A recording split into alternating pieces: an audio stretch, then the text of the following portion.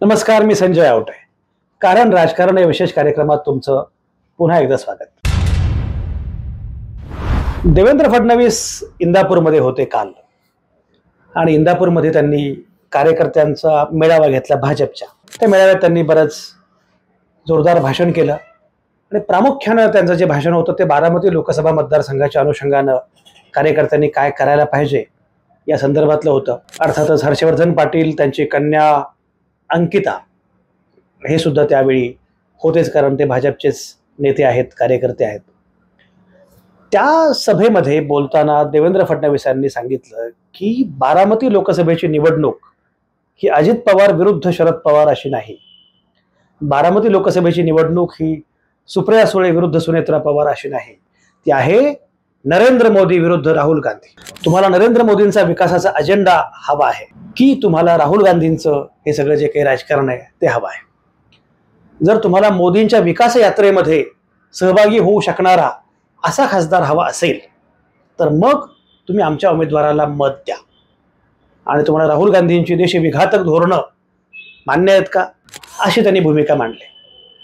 सगळीकडे नरेंद्र मोदी विरुद्ध राहुल गांधी किंवा नरेंद्र मोदी हाच महत्वाचा मुद्दा आहे आणि तोच अधोरेखित केला पाहिजे हे आता देवेंद्र फडणवीस आणि भाजपचे कार्यकर्ते, नेते सगळीकडे सांगतात. सगळ्या प्रचार सभांमध्ये तोच मुद्दा प्रकर्षानं प्रामुख्यानं दिसतोय. शरद पवारांच्या विरोधामध्ये काही बोलायचं नाही. बर, गंमत बघा, ही सभा झाली इंदापूरमध्ये. इथे आहे बारामती लोकसभा मतदारसंघ. काही दिवसांपूर्वी परभणीमध्ये देवेंद्र फडणवीसांची सभा झाली. महादेव जानकर हे तिथे महायुतीचे उमेदवार आहेत. हेच ते महादेव जानकर जे शरद पवारांना भेटले होते माढ्याच्या अनुषंगानं. जवळपास सगळी चर्चा सुरू होती. अंतिम निर्णयापर्यंत जवळपास आता आलेलं आहे असं बोललं जात होतं. पण महादेव जानकर महायुतीमध्ये पुन्हा दाखल झाले आणि मग एकनाथ शिंदेंच्या सोबत त्यांचे अगदी छान घट्ट मिठी मारणारे, देवेंद्र फडणवीसांसोबत छान घट्ट मिठी मारलेले आणि निरागस असताना जसे छान फोटो त्यांचे प्रसिद्ध झाले आणि त्यांनी निर्णय घेतला महायुतीसोबत जाण्याचा. ते परभणीमधून आता निवडणूक लढवत आहेत. त्या सभेमध्ये बोलताना देवेंद्र फडणवीसांनी सांगितलं की महादेव जानकर साहेब, तुम्हाला मोदींचा सांगावा आहे, मोदींचा निरोप आहे. मोदींनी सांगितलंय की महादेव जानकरांना संसदेमध्ये घेऊन या, महादेव जानकरांना दिल्लीमध्ये घेऊन या, असा निरोप आहे.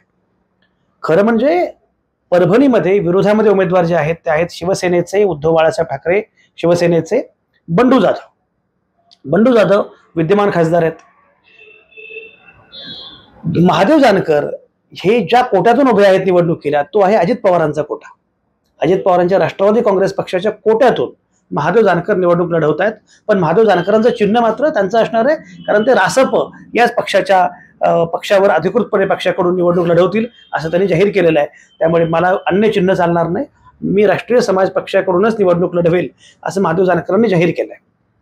म्हणजे उमेदवार रासपचा, कोटा जो आहे तो अजित पवारांचा, समोरचा उमेदवार उद्धव बाळासाहेब ठाकरेंच्या शिवसेनेचा. पण तरीही उद्धव बाळासाहेब ठाकरेंबद्दल काही बोलायचं फार नाही, तरीही शरद पवारांच्या अनुषंगानं फार बोलायचं नाही. मुद्दा मोदींचा आणि मोदींना महादेव जानकर हवे आहेत. सगळ्या निवडणुकीमध्ये एकच मुद्दा आहे, मोदींचा सांगावा आहे, मोदींनी सांगितलेलं आहे, मोदींचा करिश्मा आहे, मोदींच्या विकास यात्रेमध्ये आपल्याला सहभागी करून घ्यायचं आहे. याच मुद्द्यावर आता सगळीकडे निवडणूक होते आहे असं दिसतंय. आणि भाजपला कुठल्याही मतदारसंघामध्ये, मग तो यवतमाळ वाशिम असो, तो बारामती असो, तो परभणी असो, तो कुठलाही असो, सगळीकडे उमेदवार कोणी का असेना, कुठल्या का पक्षाचा असेना, पण महायुतीचा उमेदवार असेल तर मुद्दा मोदींचा असणार हे ठरलेलं आहे. याचं एक कारण आहे. कारण असं आहे की जेव्हा तुम्ही घड्याळ चिन्ह वापरता प्रामुख्यानं आणि बाकी गोष्टी बोलता, तेव्हा घड्याळ आलं की तुतारी येते. अजित पवार असं म्हटलं की शरद पवार येतात आणि मग अजित पवार विरुद्ध शरद पवार असा हा मुकाबला होतो. घड्याळ विरुद्ध तुतारी असा हा मुकाबला होतो आणि मग त्यामध्ये शरद पवारांना सहानुभूती मिळू शकते. शरद पवार अजित पवार असा मुद्दाच मांडायचा नाही आणि थेटपणे जो मुद्दा मांडायचा तो मांडायचा नरेंद्र मोदी. म्हणजे ही लढाई राष्ट्रीय स्तरावर जाते आणि मोदींसाठी लोक आपोआपच मत देतील आणि याच्यामध्ये सहभागी होतील असा होरा भाजपचा आहे. तो किती खरा किती चालेल माहिती नाहीये, पण होरा असाच आहे, याच्यामध्ये काही शंका नाही. कारण जेव्हा धनुष्यबाण हे महत्वाचं होऊन जातं, ठळकपणे धनुष्यबाण होऊन जातं तेव्हा आपोआपच धनुष्यबाण जेवढं महत्वाचं आहे, लगेच विरोधामध्ये मशाल, धनुष्यबाण विरुद्ध मशाल, एकनाथ शिंदे विरुद्ध उद्धव ठाकरे असं म्हटलं की आपोआपच निवडणुकीला वेगळा रंग येतो आणि उद्धव ठाकरे महत्वाचे असं होऊन जातं. उद्धव ठाकरेंबद्दल सहानुभूतीची लाट तयार होऊ शकते. निवडणूक स्थानिक स्तरावर आली की गडबड होते हे भाजपच्या लक्षात आलेलं आहे. महानगरपालिकेची निवडणूक झाली नाही, त्याला जी कारणं आहेत ती कारणं काय आहेत तुम्हाला माहिती आहे. कारण स्थानिक स्तरावर निवडणूक गेली की ती आपल्याला अडचणीची होते हे भाजपला कळून चुकलेलं आहे. आणि त्यासाठीचा सगळ्यात मोठा पुरावा आहे कसब्याची विधानसभेची निवडणूक, पोटनिवडणूक. कसबा विधानसभेच्या पोटनिवडणुकीमध्ये जेव्हा स्थानिक मुद्दे आले, कारण तो मुद्दा राष्ट्रीय स्तरावरचा नव्हताच, एक तर निवडणूक विधानसभेची, त्यातही पोटनिवडणूक, त्यातही कसब्यासारख्या एका छोट्या मतदारसंघाची. तो मतदारसंघ हा एकूण कितीही त्या अर्थानं महत्वाचा मोठा असला तरीही आकार म्हणून छोटा, अशा कसब्याची पोटनिवडणूक, त्या कसब्याच्या पोटनिवडणुकीमध्ये मुद्दे आले, स्थानिक मुद्दे आले राज्यातले. आणि तेव्हा महाविकास आघाडी सरकार नुकतंच कोसळलेलं होतं. एकनाथ शिंदे मुख्यमंत्री झालेले होते. एकनाथ शिंदे मुख्यमंत्री झाल्यानंतरची त्या अर्थानं पहिली निवडणूक होती. कसबा हा भाजपचा बालेकिल्ला, पण कसबा भाजपचा बालेकिल्ला असूनही तो उद्ध्वस्त झाला, कसबा पडला पूर्णपणे. याचं सगळ्यात महत्वाचं कारण जे आहे, कसब्यामध्ये भाजपचा पराभव झाला, याचं सगळ्यात महत्वाचं कारण जे मानलं गेलं, सांगितलं गेलं, कारण तो मुद्दा स्थानिक आणि राज्याच्या राजकारणाच्या अनुषंगानं चर्चेला गेला आणि त्यामुळे गडबड झाली. अशा प्रकारे राज्याच्या अनुषंगानं मुद्दे चर्चेले गेले, अशा प्रकारे स्थानिक नेतृत्वाच्या अनुषंगानं मुद्दे चर्चेले गेले, अशा प्रकारे मुख्यमंत्री उपमुख्यमंत्री दोन्हीही यांच्या अनुषंगानं मुद्दे चर्चेले गेले, दोन्हीपेक्षा अजित पवार. तर त्याचा फटका भाजपला बसेल, त्या उमेदवाराला बसेल असं एकूण भाजपला वाटतंय. भाजपनं खूप सर्वेक्षणं केलेली आहेत आणि त्या सर्वेक्षणामध्ये एक लक्षात आलेलंच आहे त्यांच्या, ते म्हणजे शरद पवार यांच्याबद्दलची सहानुभूतीची लाट आहे, उद्धव ठाकरे यांच्याबद्दलची सहानुभूतीची लाट आहे. त्याचा फटका अनुक्रमे अजित पवार आणि एकनाथ शिंदे यांना मोठ्या प्रमाणात बसू शकतो. त्यामुळे तुम्ही बघा, सुरुवातीला एकनाथ शिंदे गटाच्या नेत्यांनी प्रामुख्याने उद्धव ठाकरेंना लक्ष केलं होतं. उद्धव ठाकरेंच्या विरोधामध्ये जोरकसपणे ते बोलत होते आणि अगदी बऱ्याच गोष्टी होत्या. पण त्याच्यानंतर मात्र हळूहळू उद्धव ठाकरेंबद्दल काहीच बोलायचं नाही असा त्यांचा पवित्रा होता. असंच घडलं अजित पवारांच्या बाबतीमध्ये. जेव्हा अजित पवार शरद पवारांना सोडून वेगळे झाले, उपमुख्यमंत्री झाले, त्यानंतर सुरुवातीला अजित पवारांनी भरपूर तोंडसुख घेतलं, शरद पवारांच्या अनुषंगानं भरपूर टीका केली, थेटपणे भाष्य केलं, थेटपणे बोलले, सगळं झालं. पण नंतर मात्र हे केवळ म्हणजे परसेप्शन नाही, तरी जाहीर पत्र लिहिलं आणि पत्रात सांगितलं की ज्येष्ठांचा अनादर करणं ही माझी संस्कृती नाही, मला असा कुठलाही कोणाचा अवमान करायचा नाही, मी फक्त विकास याच मुद्द्यावर बोलणार आहे. त्यातही उल्लेख होता नरेंद्र मोदींचा. त्यामुळे आता एक गडबड अशी झाली आहे, दोघांच्या लक्षात आलेलं आहे. बरं, अजित पवारांची गडबड आणखी आहे. ती गडबड अशी आहे की सर्वोच्च न्यायालयाने त्यांना सांगितलंय की प्रत्येक पॅम्पलेटवर, प्रत्येक पोस्टरवर, प्रत्येक होर्डिंगवर घड्याळ हे चिन्ह न्यायप्रविष्ट आहे आणि अद्याप तो निकाल यायचा आहे असा उल्लेख करा. हे इतकं त्रासदायक आहे, म्हणजे हे कळतच नाही कोणालाच. मी अजित पवार गटाचे कार्यकर्ते मला भेटले, ते मला म्हटले की एकनाथ शिंदेचं धनुष्यबाण याच्याबद्दल मात्र असं नाहीये आणि अजित पवारांना हा त्रास का.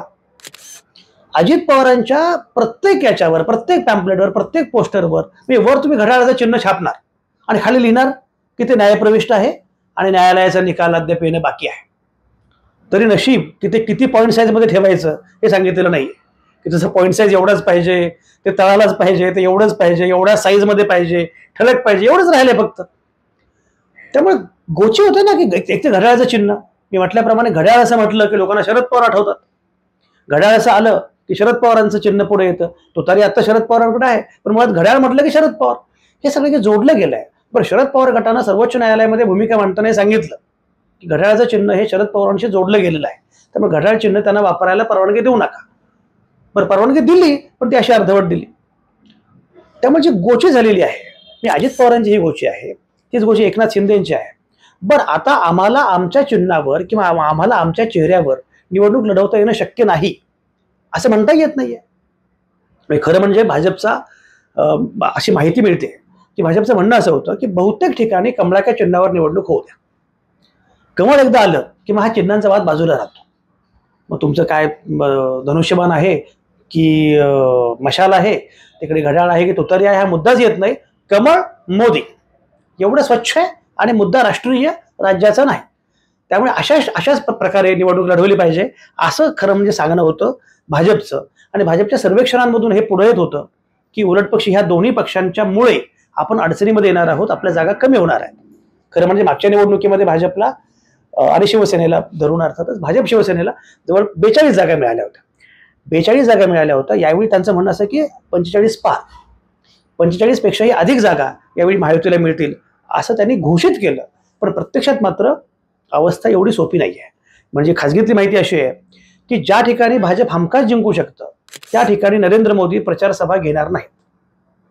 आणि मोदींच्या सर्वाधिक प्रचार सभा हे महाराष्ट्रामध्ये आहेत. याचा अर्थ असा की महाराष्ट्रामध्ये गडबड आहे, महाराष्ट्रामध्ये अडचण आहे, हे लक्षात आलंय भाजपच्या, हे लक्षात आलंय नरेंद्र मोदींच्या. त्यामुळेच 5 टप्प्यांमध्ये निवडणूक होते आहे महाराष्ट्रातली. कारण 5ही टप्प्यांमध्ये जास्तीत जास्त ठिकाणी प्रचार करता येणं सोपं व्हावं नरेंद्र मोदींना, आणि मोदी यावेत बहुतेक ठिकाणी त्याचा उमेदवाराला फायदा होईल म्हणून हे सगळं सुरू आहे. म्हणजे याचा अर्थ असा आहे की जरी धनुष्यबाण किंवा घड्याळ या चिन्हावर निवडणूक लढवली जात असली तरी सुद्धा प्रत्यक्षात मात्र प्रत्येक निवडणूक ही कमळाच्या चिन्हावरच लढवली जाते आहे असं दिसतंय. सगळीकडे नरेंद्र मोदीच आहेत असं दिसतंय. आणि त्यामुळे सुनेत्रा पवार या सुद्धा बारामतीमधून निवडणूक लढवत असल्या तरीही देवेंद्र फडणवीसांनी जाहीरपणे सांगितलेलं आहे की हा लढा अजित पवार विरुद्ध शरद पवार असा नाही, हा लढा सुप्रिया सुळे विरुद्ध सुनेत्रा पवार असा नाही, हा थेटपणे नरेंद्र मोदी विरुद्ध राहुल गांधी असा लढा आहे. आणि मोदींच्यासाठी आपल्याला सुनेत्रा पवारांना निवडून द्यायचं आहे. याचा अर्थ सुनेत्रा पवार या कमळाच्या चिन्हावरच निवडणुकीला उभ्या आहेत. घड्याळ चिन्हावर निवडणूक लढवणं आता एवढं सोपं नाही हे कदाचित त्यांना समजलं असावं. महाराष्ट्रामध्ये खरंच हा मोदींचा करिश्मा चालेल का? मी मगाशी म्हटल्याप्रमाणे निवडणूक कुठलीही असो, एक तर सुरुवातीपासून भाजपनं प्रत्येक जागेच्या अनुषंगानं बारकाईने अभ्यास केलेला आहे, सर्वेक्षणं केलेली आहेत, त्यानुसार उमेदवार बदलायला सांगितलेला आहे, उमेदवार बदललेले आहेत, भाजपनं सांगितल्याप्रमाणे उमेदवार बदललेले आहेत, काही ठिकाणी जाहीर केलेले उमेदवार हे मागे घेतलेले आहेत, आणि जे उमेदवार हे भाजपचं अप्रुव्हल आलं त्याप्रमाणे उमेदवार जाहीर केलेले आहेत. हे सगळं खरं आहे. याचा अर्थ भाजपचं पूर्णपणे लक्ष आहे प्रत्येक उमेदवाराकडे, प्रत्येक जागेकडे, आणि जास्तीत जास्त जागा या कमळाच्या चिन्हावरच लढवल्या जाव्यात असाही प्रयत्न भाजपचा असणार आहे. पण ज्या जागा कमळाच्या चिन्हावर लढवल्या जाणार नाहीत त्याही अप्रत्यक्षपणे कमळाच्या चिन्हावर लढवल्या जातील असाच प्रयत्न दिसतो आहे. त्यामुळे राष्ट्रवादी काँग्रेसच्या अजित पवार गटाचा उमेदवार हे सांगणं गैरसोयीचं आहे हे आता सगळ्यांनाच समजलेलं आहे. शिवसेनेच्या एकनाथ शिंदे गटाचा उमेदवार हे सांगणं गैरसोयीचं आहे हे लक्षात आलेलं आहे. शिवसेनेच्या शिंदे गटाचा उमेदवार असं म्हटलं की कदाचित उद्धव ठाकरेंबद्दलची सहानुभूती वाढू शकते. अजित पवार गटाचा उमेदवार असं म्हटलं की शरद पवारांची सहानुभूतीची लाट वाढू शकते. त्यामुळे शरद पवारांच्या विरोधामध्ये उभं राहणं अजित पवारांना शक्य होणार नाही, उद्धव ठाकरेंच्या विरोधामध्ये उभं राहणं एकनाथ शिंदेना शक्य होणार नाही. त्यामुळे एकच पर्याय आहे, नरेंद्र मोदी. आणि म्हणून 48च्या 48 जागा या मोदींच्या चेहऱ्यावर लढवाव्यात असाच प्रयत्न आहे. त्या प्रयत्नाला किती यश येतं ते बघूया. भारतीय जनता पक्ष हा एकूणच राजकारणामध्ये निवडणुका लढवणारा, निवडणुका वेगळ्या प्रकारे लढवणारा, किंबहुना कायम इलेक्शन मोडवर असणारा पक्ष आहे असं कायम म्हटलं जात असतं, कायम मानलं जात असतं. आणि अत्यंत बारकाईनं प्रत्येक बूथचा पन्ना कमिटी वगैरे अभ्यास करून निवडणूक भाजप लढवत असतं. त्यामुळे भाजपचा हा अंदाज आहे की नरेंद्र मोदींच्या चेहऱ्यावर, नरेंद्र मोदींच्या करिश्म्यावर आपल्याला महाराष्ट्रामध्ये देदीप्यमान यश मिळू शकतं. पण त्याचवेळी एक मुद्दा तेवढाच महत्त्वाचा आहे.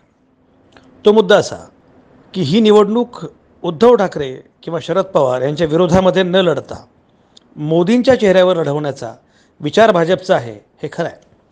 पण त्याचवेळी मोदी विरुद्ध राहुल गांधी असं म्हणताना काँग्रेसची भूमिका नक्की काय असणार आहे? कारण नरेंद्र मोदी विरुद्ध राहुल गांधी या लढाईमध्ये आपण हमखास जिंकू असं भाजपला वाटतं आहे. पण ते खरंच तेवढं शक्य आहे? राहुल गांधी असं म्हटल्यानंतर काँग्रेस येते, आणि काँग्रेसची सुद्धा एक खात्रीची वोट बँक आहे. पूर्वीचे राहुल गांधी आणि आताचे राहुल गांधी याच्यामध्ये जमीन आसमानाचा फरक आहे. त्यामुळे राहुल गांधी विरुद्ध नरेंद्र मोदी असं नॅरेटिव्ह सेट करताना ते भाजपला एवढं सोयीचं जाईल असंही मानण्याचं कारण नाही. कारण काँग्रेसची सुद्धा जी मतं आहेत ती मतं दुर्लक्षून चालणार नाही. राहुल गांधींची बदललेली प्रतिमा त्याच्याकडे दुर्लक्ष करून चालणार नाही.